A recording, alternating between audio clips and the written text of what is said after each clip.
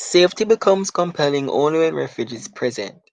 This sentiment was portrayed by Chinua Achebe in an excerpt from Things Fall Apart.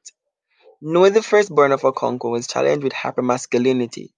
His father's lifestyle reflected traditional masculinity, and therefore he must inherit this trait.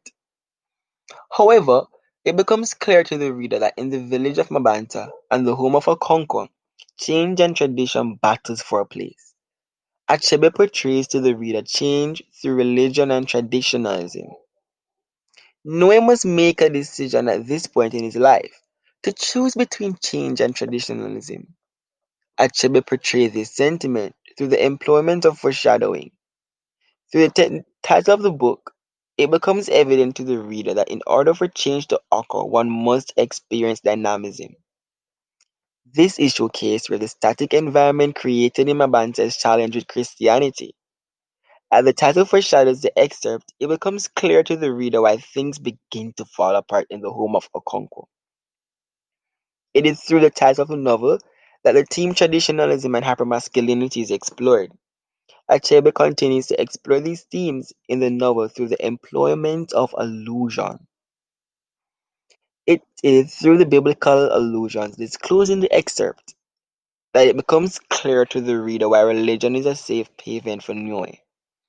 This sentiment was also shared in the book White Sargasso Sea, whereas Riss portrayed to the audience how religion was a safe haven to Antoinette at one point. It now becomes evident to the reader that religion becomes a place of refuge rather than home and family. It is through the dissection of traditionalism that change occurs in a community, and safety is experienced through free will.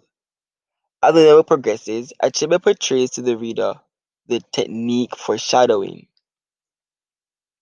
Through the title of the novel Things Fall Apart, a broken home is showcased as being shattered.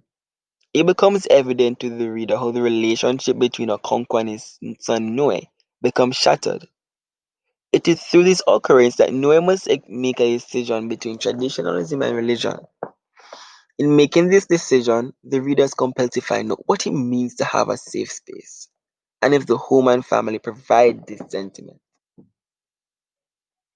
However, as the title foreshadows the excerpt, it becomes clear to the reader how the influence of tradition tear families apart. This notion was explored in the excerpt as Noah's interaction with the missionaries have caused his father to lose respect for him. However, Achebe discloses to the reader that hypermasculinity and pride played a pivotal role in the traditions upheld by Okonkwo. Okonkwo had feared losing societal status and being effeminate, and this had caused him to disown his firstborn. Achebe portrays Okonkwo to be obsessed with tradition masculinity. Achebe also uses biblical allusion to explore the safe haven created by religion.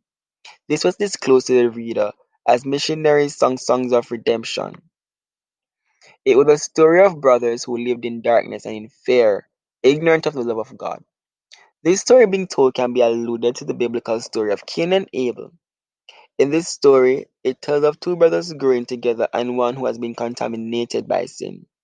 The story tells how sin causes one to be like a lost sheep, and so without God, the true God, one cannot find solace and be saved.